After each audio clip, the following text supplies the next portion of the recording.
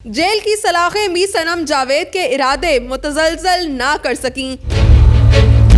PTI की सिनफ़े आहन साबित होने वाली सनम जावेद मरियम नवाज और शहबाज शरीफ के मद्दे मुकाबिल इलेक्शन किस तरह लड़ेंगी? ये मेरा नवाज शरीफ को चैलेंज। इलेक्शन डे पे लोगों को फ्री एंड फेयर वोटिंग करने दें बस। अगर उसके बाद सनम हार गई तो मैं अपनी तमाम प्रॉपर्टीज उसके नाम करके पाकिस्तान से चला जाऊंगा।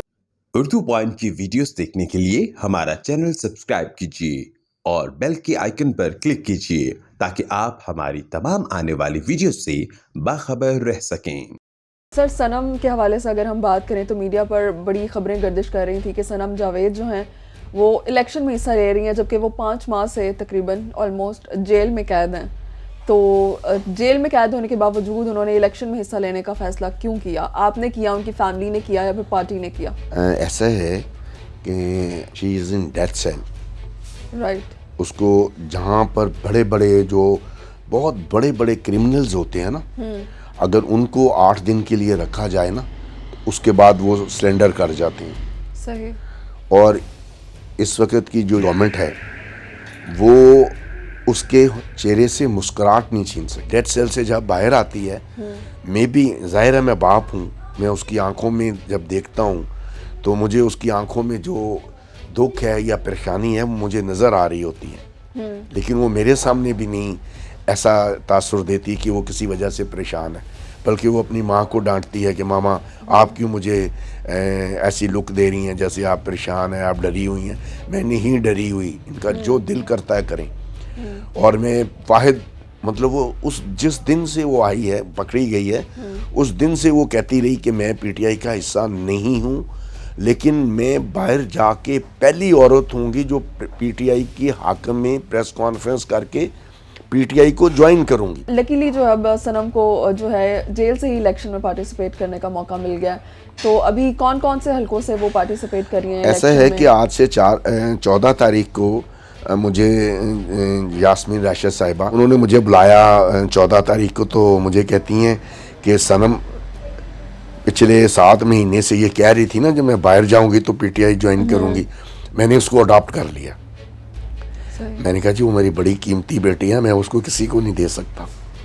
कहती नहीं बस अब मैंने अडॉप्ट कर लिया है और हमने उसे पीटीआई ज्वाइन करवा दी है। मैं कहा जी अगर उसने अपनी फ्री विल से कर ली है तो मैं उसके पीछे खड़ा हूँ, उसको किसी हालत में डिग्रेड नहीं होने दूंगा। उन्होंने कहा जी हमने ये फैसला किया कि वो 150 पे पीपी 150 पे उस वक्त की इतलात के मुताबिक मरियम नवाज शरीफ साहिबा ने टिकट जमा करवाना था। मेरा ख्याल में शायद वो नून लीग की कैंडिडेट की सीएम की उम्मीदवार हैं। ठीक। तो हमें हर हालत में उसको हरवाना है, सनम वहाँ से इलेक्शन लड़ेगी। सही। मैंने कहा जी सनम इसको एग्री करती है? उन्होंने कहा जी हाँ एग्री करती, क्योंकि हम सनम से पिछले 1 माह और 7-8 दिन से मिल नहीं सके थे ड्यू टू डिटेंशन ऑर्डर। सही। तो जाहिर है मैं उनकी बात पे बिलीव करता हूँ, तो उन्होंने कहा कि जो भी करना पड़े ना उसके कागज सबमिट करवाओ। ये सनम का खुद का डिसीजन है कि वो इलेक्शन में पार्टिसिपेट जी उसका अपना डिसीजन है, और उसने कहा कि जी मुझे पार्टी की तरफ से कहा गया, तो मैंने उनको अपनी विलनेस दे दी कि मैं करूँगी। सही। हाउएवर उसका फैसला हो गया। मैंने 150 में उसके पेपर के लिए अभी कर ही रहा था, तो मुझे पार्टी ज़राए से जो इमरान खान साहब के क्लोज लोग हैं उनकी तरफ से ये मैसेज दिया गया, जिनमें से स्पेशली हारून रशीद साहब भी हैं, कि जी मैंने इमरान खान साहब से ये कहा है कि जी अगर आपने लाहौर में उनके अल्फाज थे अंपायर ऑफ शरीफा को तबाह करना है तो सिर्फ सनम को इलेक्शन पे लड़ा दें, उनके पूरे ख़ानदान के मुकाबले में वो जहाँ से इलेक्शन लड़ेंगे वहाँ लड़वा दें, ये लोग घर से भी बाहर नहीं निकल सकेंगे। और उसके बाद दूसरे दिन जब मुझे टेलीफोन आया कि जी नहीं सनम सिर्फ एमपीए की सीट पे इलेक्शन नहीं लड़ेंगी, वो मरियम के अगेंस्ट एमएनए के भी लड़ेंगी, और अगर नवाज शरीफ लाहौर से टिकट जमा कराएगा तो उसके मुकाबले में भी लड़ेंगी, और शहबाज शरीफ करवाएगा तो उसके मुकाबले में भी लड़ेंगी। तो आखिरी इतलात तक जब हमने पेपर साइन करवाए उस वक्त तक हमें इतलात ये थी कि नवाज शरीफ साहब लाहौर से इलेक्शन नहीं लड़ रहे, वो या गुजरात से इलेक्शन लड़ने जा रहे हैं या मरी से लड़ रहे हैं या एबटाबाद की 15 से लड़ने के लिए चले गए। تو ہم نے اسی کو دیکھتے ہوئے 5 نامینیشن پیپر اس سے سائن کروائے, جو ایک مشکل ٹاسک تھا. کتنا ٹائم لگ گیا نامینیشن پیپر 7 دن انہوں نے ہر وہ ہیڈل کریٹ کی جس سے اس کے نامینیشن پیپر سائن کروائے جا سکیں اس سے. سارا دن میں home secretary, additional secretary prisoner, additional secretary internal security اور جو ہے ان کے آفیسز میں ایک سے ادھر شٹل کاک کی طرح رہا کہ آپ یہ کرے گا, یہ کرے گا, یہ کرے گا, وہ کرے گا. اور اس کے بعد میں نے کورٹ سے رجوع کیا اور پھر مجھے ڈی سی صاحبہ نے پرمیشن دی کہ میں جا کے اس کی جو پیپر سائن کروا لوں. Thanks for her. ہاؤ میں گیا اور پیپر سائن کروائے. وہ 5 اس میں بھی 7 دن لگ گئے مجھے پیپر سائن کروانے میں. تو میں نے 5 سیٹ کرائے تھے جو مجھے انسٹرکشن دی گئی تھی کہ میں نے 123 میں شہباز شریف کے خلاف اس کے پیپر داخل کرنے ہیں, 119 میں مریم کے خلاف اور 150 میں مریم کے خلاف. صحیح. تو ابھی یہ تمام حلقوں سے نامینیشن پیپر جو ہیں وہ جمع فائل ہو گئے. نہیں 4 سے ہو گئے ہیں, 1 سے رہ گیا ہے. اور اس جو رہ گیا ہے اس کا نمبر ہے 123. انہوں نے جو ہم نے پیپر سائن کروایا تھا اس پہ جو ہم نے تجویز کنندہ تائید کنندہ ہوتے ہیں, کل رات ان کے گھروں پہ ریڈ کی ہے, ان کے دفتروں پہ ریڈ کی ہے اور ان کی فیملی کو ڈرایا دھمکایا کہ جی آپ نے صنم کے جو پیپر ہیں ان کے اوپر جو تجویز کنندہ اور تائید کنندہ کے طور پہ دستخط کیے ہیں, اگر آپ گئے تو ہم آپ کے ساتھ اچھا سلوک نہیں کریں گے. وہ بیچارے ڈرے ہوئے ہیں, وہ سامنے نہیں آ پائے, جس کی وجہ سے جو 123 والے کے پیپر ہیں وہ جمع نہیں ہو سکے. But I arrange alternative. Sanam نے ڈائریکٹلی جو ہے آلموسٹ الیکشن میں پارٹیسپیٹ کرنے کے بعد اور ان تمام حلقوں سے مریم نواز کے خلاف الیکشن لڑنے کا فیصلہ کیا, شہباز شریف کے خلاف, تو ایک طرح سے انہیں چیلنج کیا ہے.